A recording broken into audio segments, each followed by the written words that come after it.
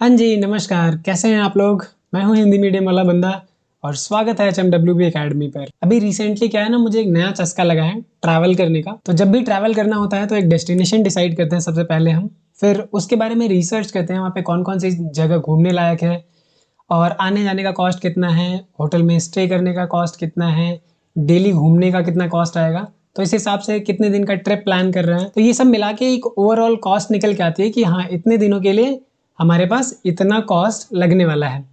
और फिर हम चेक करते हैं अपना बजट, हमारे पास सेविंग्स कितनी है, क्या हम वहाँ पे जा सकते हैं या नहीं जा सकते। तो अगर वहाँ पे नहीं जा सकते तो कोई दूसरा लोकेशन जो लो बजट हो उससे वहाँ पे जाते हैं। वहाँ पे भी नहीं बजट बन रहा है तो उससे भी लो बजट वाले में जाते हैं। यानी कि हम सिंपल टर्म में कहें तो हमारे बजट के हिसाब से हमारा डेस्टिनेशन डिसाइड होता है कि हम कहाँ ट्रिप पे जाएंगे। अगर हमारा बजट हाई है तो हम वहाँ पे जा सकते हैं जहाँ की कॉस्ट ज़्यादा है, और अगर हमारा बजट कम है तो हम ऐसी जगह चूज करेंगे जहाँ पे कॉस्ट कम है। यहाँ पे मैंने कुछ प्लेसेस ले रखी हैं जैसे दुबई, गोवा, मुंबई, प्रयागराज, और इसकी कॉस्ट है कुछ सर्टेन डेज की कि आने जाने का, रहने का, घूमने का इतना कॉस्ट अप्रॉक्सीमेट आएगा। तो दुबई के लिए यहाँ पे 60,000, गोवा के लिए 40,000, मुंबई के लिए 20 और प्रयागराज के लिए 5,000। तो यहाँ पे ये प्लेसेस और इनकी कॉस्ट डिसाइडेड है।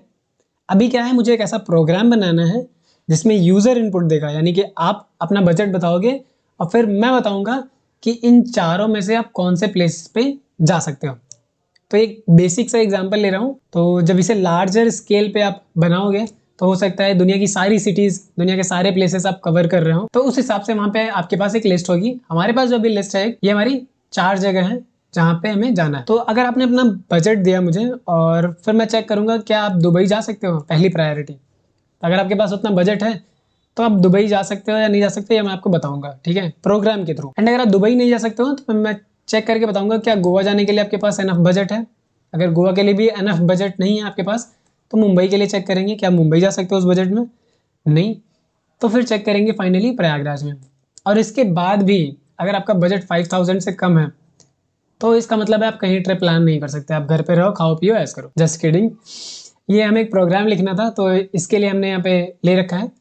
तो यहाँ पे मैंने डायग्राम बना रखा है, एक यूजर से इनपुट लेना है जो कि एन है। यहाँ पे हम कंसीडर कर रहे हैं कि अभी जो बजट है 30,000। सो 30,000 में हमारा क्या होगा, पहले हम दुबई का कॉस्ट चेक करेंगे क्या हमारा जो बजट है दुबई के कॉस्ट से मैच कर रहा है। नहीं मैच कर रहा है क्योंकि दुबई जाने के लिए 60,000 चाहिए, हमारे पास बजट ही 30,000 का है। तो नेक्स्ट चेक करेंगे गोवा, क्या गोवा जा सकते हैं। गोवा की जो कॉस्ट है वो 40,000 है, हमारी जो बजट है वो 30, यानी कि गोवा भी नहीं जा सकते इस बजट में। नेक्स्ट मुंबई जा सकते हैं। यस, हमारा बजट 30,000 है एंड जो मुंबई का कॉस्ट आ रहा है वो 20,000 आ रहा है। इसका मतलब यहाँ पे हम घूम सकते हैं। तो इस केस में हमें जो डेस्टिनेशन होगा हमारा वो मुंबई होगा। तो इसको हम प्रोग्राम के थ्रू कैसे लिखेंगे, तो हम यहाँ पे पहली कंडीशन चेक करेंगे। जैसे अभी यहाँ पे हमने चेक किया, अगर हमारा 60K से ज्यादा है बजट, यहाँ पे एन जो है ये हमारा बजट है, अगर हमारा बजट 60K से ज्यादा है या इक्वल है तो हमारा जो डेस्टिनेशन होगा वो दुबई, और सीधे हम क्या करेंगे, दुबई रिटर्न कर देंगे। अब प्रिंट करा देंगे, आप जैसा भी समझो। एंड अगर 60,000 नहीं होता है, ये कंडीशन फेल हो रही है कि हमारा जो बजट है 60,000 से बड़ा नहीं है बल्कि छोटा है, तो ये क्या आ रहा है, नो। तो नो के केस में क्या होगा हमारा, फिर चेक करेंगे हम गोवा जा सकते हैं, तो गोवा का हमारा कॉस्ट है 40K, तो गोवा भी नो है। मुंबई के लिए चेक करेंगे तो मुंबई के लिए हमारा जो बजट है वो कंडीशन सेटिस्फाई कर रहा है यस में, तो हमारा डेस्टिनेशन मुंबई हो जाएगा और रिटर्न कर देंगे हमारा डेस्टिनेशन, यानी कि मुंबई रिटर्न हो जाएगा। तो यानी कि 30,000 में हम कहाँ जा सकते हैं, मुंबई जा सकते हैं। ये मैंने एक एग्जाम्पल लेके आपको फ्लो समझाया है। हमारी जो भी कंडीशन यहाँ पे लिखी हुई है इनके दो रिजल्ट्स होंगे, या तो कंडीशन ट्रू होगी यानी कि यस, या तो कंडीशन फॉल्स होगी। तो क्या ये ट्रू है इस इनपुट के अकॉर्डिंग, नहीं है, तो ये क्या आ रहा है, फॉल्स। फॉल्स यानी कि नो। तो हम आगे चेक करेंगे। तो ये इसी तरीके से हमने फ्लो दे रखा है कि अगर हमारा बजट पहले के लिए मैच नहीं होता दूसरे के लिए चेक करो, दूसरे के लिए मैच नहीं हो रहा तीसरे के लिए चेक करो, एंड तीसरे के लिए भी मैच नहीं हो रहा तो चौथे के लिए, एंड किसी के लिए भी मैच नहीं कर रहा है तो इसका मतलब कहीं नहीं जा सकते। यहाँ पे हमने डेस्टिनेशन डिसाइड करने के लिए कंडीशन फॉलो करी है कि सर्टेन कंडीशन ट्रू होगी तो ही हम इस डेस्टिनेशन पे जाएंगे। तो ये जो हमने कंडीशन यूज करी हुई है इसी को बोलते हैं कंडीशनल्स, कि आप जो भी डिसीजन ले रहे हो वो किसी कंडीशन पे बेस्ड होके ले रहे हो। अगर कंडीशन सेटिस्फाई हो रही है तो आप कुछ और डिसीजन ले रहे हो, कंडीशन सेटिस्फाई नहीं हो रही है तो कुछ और डिसीजन ले रहे हो। यहाँ के केस में अगर आप देखोगे तो अगर कंडीशन सेटिस्फाई होती है तो दुबई जाएंगे, नहीं होती तो हम एक और कंडीशन चेक करेंगे। तो कुछ इस तरीके से ये चल रहा है। अब आइए इसी चीज को प्रोग्राम के थ्रू समझने की कोशिश करते हैं। यहाँ पे मैंने जितनी भी टॉपिक्स अभी तक पढ़ाई है सबके लिए मैंने पाइथन फाइल क्रिएट करी हुई है। तो इसको मैंने चैप्टर वाइज कैटेगराइज कर दिया है। अभी चैप्टर 3 स्टार्ट किया हुआ है, तो इसके लिए नई फाइल बनाई है 3_conditionals.py। एक्सटेंशन पाइथन फाइल का .py होता है। यहाँ पे हम समझने की कोशिश करते हैं कि सिंटैक्स इफ एल्स का होता क्या है। तो इफ कंडीशन, तो पहले आपको इफ कीवर्ड यूज करना है, स्पेस के बाद आपको यहाँ पे कंडीशन देना है। कंडीशन दोगे, कंडीशन अगर सेटिस्फाई हो रहा है तो यहाँ पे आपको नेक्स्ट लाइन में कुछ लिखना है। तो जैसे यहाँ पे हिट एंटर करोगे तो यहाँ पे आपको कुछ स्पेसेस दिख रहे हैं जो कि बाय डिफॉल्ट ऐड हो रहे हैं यहाँ पे। इनको हम बोलते हैं इंडेंटेशन। तो जब भी आप कोई टास्क लिखोगे जैसे इफ, तो इफ के अंदर क्या क्या टास्क परफॉर्म करोगे, आप यहाँ पे मल्टीपल टास्क परफॉर्म कर सकते हो। तो इस तरीके से होगा 1 2 3। तो यहाँ पे 3 लाइन ऑफ कोड हमें लिखनी है। तो इसको हम एक इंडेंट के थ्रू लिखेंगे, यानी कि कुछ स्पेस देके लिखेंगे, जिससे हमें पता चलेगा कि ये इफ कंडीशन के अंदर की चीजें हैं जो हमें परफॉर्म करनी है। तो इसलिए हम इंडेंटेशन यूज करेंगे, जिससे पता चले कि इफ स्टेटमेंट की बॉडी में क्या क्या है। तो जो भी कंडीशन आप दोगे, जैसे मैंने n = 2 दे दिया, ठीक है, तो अगर हमारा n 2 के इक्वल है तो ये ट्रू रिजल्ट रिटर्न करेगा, अदरवाइज ये फॉल्स करेगा। ये डिपेंड करेगा किस पे, n पे। n की वैल्यू क्या है, 2 है तो ट्रू रिटर्न करेगा, 3 है या कुछ और है तो उस केस में फॉल्स रिटर्न होगा। और ये जो बॉडी आपको दिख रही है यहाँ पे, ये बॉडी तभी एग्जीक्यूट होगी, यहाँ पे जो भी आप कोड लिखोगे ये तभी एग्जीक्यूट होगा जब ये कंडीशन सेटिस्फाई होगा, यानी कि कंडीशन का रिजल्ट हमारा ट्रू होगा, तो ही आप ये स्टेटमेंट परफॉर्म कर पाओगे। अदरवाइज हमारा एल्स चलेगा। तो ये हमारा एफ एल्स का बेसिक सिंटैक्स है। इस चीज़ को हम अपने प्रोग्राम के थ्रू ही समझने की कोशिश करते हैं। तो हमारे प्रोग्राम के अकॉर्डिंग हमें एक बजट इनपुट कराना है यूज़र से। तो यहाँ पे इंट इनपुट, यानी कि जो भी बजट है हमने यूज़र से इंटीजर में इनपुट करवाया। यहाँ पे जितनी भी कॉस्ट थी हमारी, दुबई की, गोवा की, मुंबई या प्रयागराज की, हमने सबको एक वेरिएबल में स्टोर करके रखा हुआ है ताकि कंपैरिजन करना आसान हो। और एक डेस्टिनेशन हमने डिफॉल्ट ले लिया जो कि नल है। नल को पाइथन में नन से लिखते हैं, यानी कि अभी ये किसी को रिप्रेजेंट नहीं कर रहा है। तो इस केस में क्या है, हम पहला कंडीशन चेक करेंगे कि जो हमारा बजट है, पहले हम देखेंगे कि दुबई जाने के लिए हमारे पास एनफ बजट है या नहीं। तो वो कैसे चेक करेंगे, बजट हमारा ग्रेटर देन और इक्वल टू दुबई के कॉस्ट से है। दुबई का कॉस्ट 60,000 और बजट हम जो भी इनपुट कराएंगे यूजर से वो होगा। तो अगर हमारा बजट यहाँ पे लाई करता है कि 60,000 से ऊपर आपने इनपुट दे दिया, तो उस केस में हमारा डेस्टिनेशन दुबई हो जाएगा। अगर 60,000 से नीचे है तो हम फिर चेक करेंगे कि हमारा जो बजट है गोवा के कॉस्ट से ज़्यादा है। गोवा का कॉस्ट हमारा 40,000 है। तो अगर ये भी सेटिस्फाई होता है तो डेस्टिनेशन गोवा, सेटिस्फाई नहीं होता तो फिर हम आगे कॉस्ट कंडीशन चेक करेंगे। इसके लिए हमने यूज़ किया है एलिफ। इसका पूरा मतलब है एल्स इफ, कि अगर ये वाला नहीं चल रहा है तो एल्स में आपको ये वाली कंडीशन चेक करनी है, फिर से नहीं चलता है तो आपको फिर से ये वाली कंडीशन चेक करनी है, नहीं चलता है तो फिर से ये वाली कंडीशन चेक करनी है। और अगर कोई भी स्टेटमेंट यहाँ पे नहीं चलता है, कोई भी कंडीशन फॉलो नहीं होती, तो ये एल्स वाला चलेगा। एक चीज़ आपको और यहाँ पे समझनी है कि जो भी आपको यहाँ पे if elif elif elif else यहाँ पे ब्लॉक दिख रहे हैं, इनमें से कोई एक ही ब्लॉक एग्जीक्यूट होगा। ऐसा नहीं है कि डेस्टिनेशन इक्वल्स टू दुबई, यहाँ पे ये वाला ब्लॉक चल गया है, उसके बाद ये भी चल रहा है destination is equals to Prayagraj. दो ब्लॉक एक साथ नहीं चल सकते कंडीशनल्स में। तो या तो ये चलेगा या तो ये चलेगा, या तो ये चलेगा या तो ये चलेगा या तो चलेगा, इन सब में से कोई एक ही चलेगा, इसीलिए बोलते हैं इनको कंडीशनल्स। और फिर हमने यहाँ पे इसको क्या किया है, प्रिंट करा दिया कि हमारा डेस्टिनेशन क्या है। तो जैसे अगर अब इस फाइल को रन कराते हैं, रन कराने के लिए हमें प्ले वाला बटन दबाना होगा या फिर पाइथन और फाइल नेम 3_conditionals आप दे सकते हो। तो मैं यहाँ पे प्ले बटन हिट करता हूँ तो मुझे यहाँ पे कह रहा है कि प्लीज एंटर योर बजट। जो भी हमने इनपुट लेते हुए यहाँ पे प्रॉम्प्ट दिया था, ये प्रॉम्प्ट डिस्प्ले हो रहा है। बजट एंटर करेंगे, लेट्स से 30,000, ठीक है। जैसे ही एंटर हिट करूंगा ये सारी कंडीशंस चेक होंगी और हमें फाइनल रिजल्ट में क्या मिलेगा, suggested destination is equals to destination. तो हमारा जो आउटपुट आ रहा है, सजेस्टेड डेस्टिनेशन हमारा मुंबई है, कि इस बजट में आप मुंबई घूम सकते हो क्योंकि 30,000 था।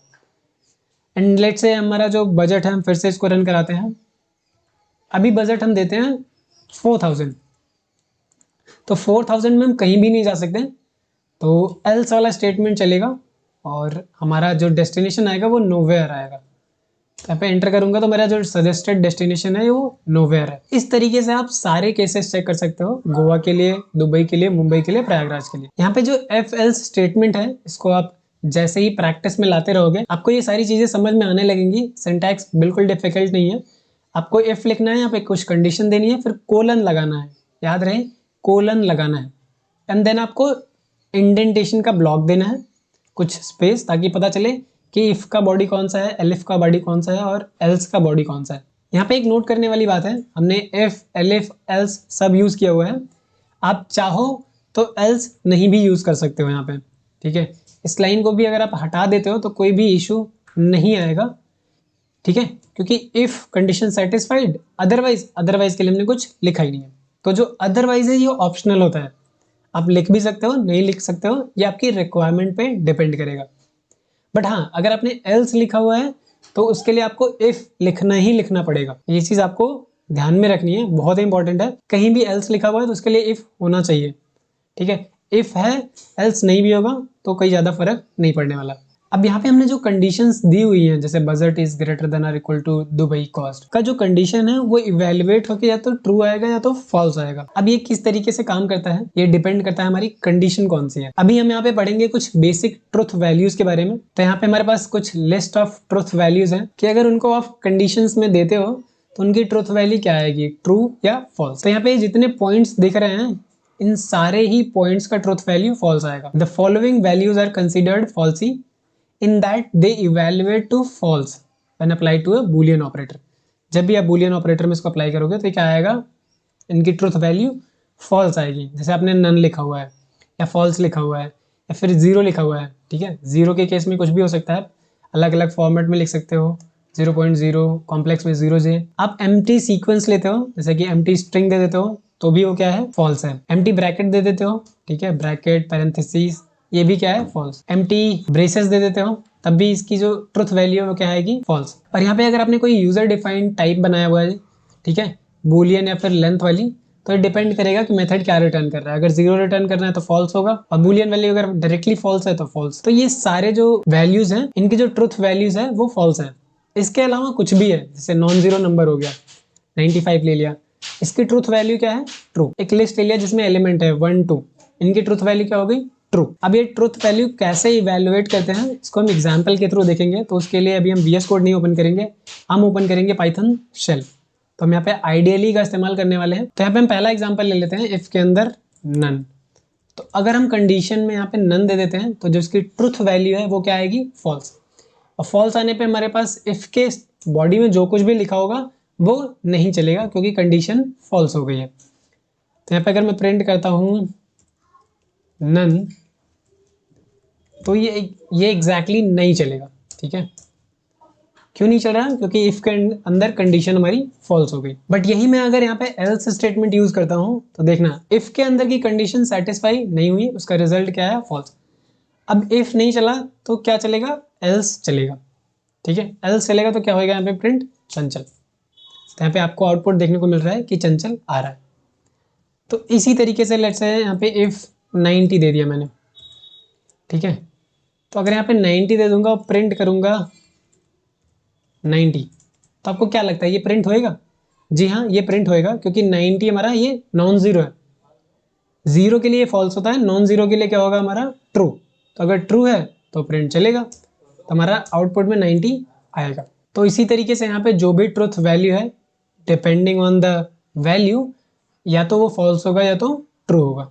आपको इन सारी चीज़ों को याद रखना है कि इन सब की जो ट्रुथ वैल्यू है वो फॉल्स है।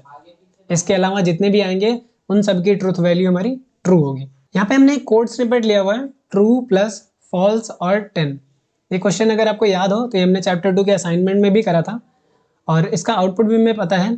अब इस चीज़ को हम डिटेल में पढ़ते हैं कि इसका आउटपुट क्या आएगा। तो मैं सबसे पहले इस लाइन ऑफ कोड को कॉपी कर लेता हूँ। अब ये हमारा है लॉजिकल और लॉजिकल और का कॉन्सेप्ट हमने पढ़ा था कि अगर दोनों में से कोई एक भी ट्रू होता है तो ट्रू रिटर्न करते हैं, ठीक है। बट यहाँ पे हमारे पास एक में फॉल्स है, दूसरे में नंबर गिवन है। तो इस केस में क्या होगा, हम इसको समझने की कोशिश करते हैं।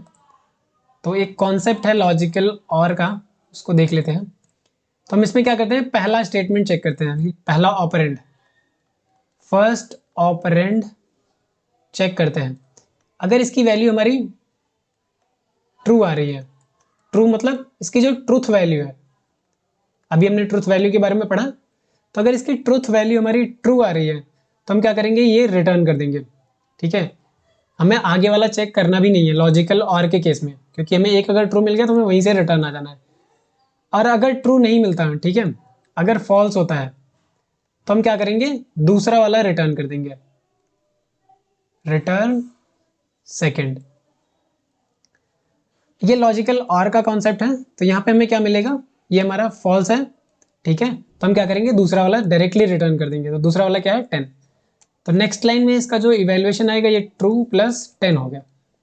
अब क्योंकि प्लस ऑपरेटर इस्तेमाल कर रहे हो बुलियन पे, तो ये ट्रू की वैल्यू 1 हो जाएगी, तो हमारा हो जाएगा 1 प्लस 10। आंसर जो हमें मिलेगा वो 11 मिलेगा। ये हमने देख लिया था। तो लॉजिकल और के केस में आपको चेक करना है कि ट्रुथ वैल्यू क्या है, उसके बेसिस पर डिसीजन लेना है कि यही वैल्यू रिटर्न करनी है या फिर सेकंड वाली वैल्यू रिटर्न करनी है। सिमिलर कॉन्सेप्ट हमारे एंड के लिए भी है। तो लॉजिकल एंड का भी कॉन्सेप्ट हम देख लेते हैं।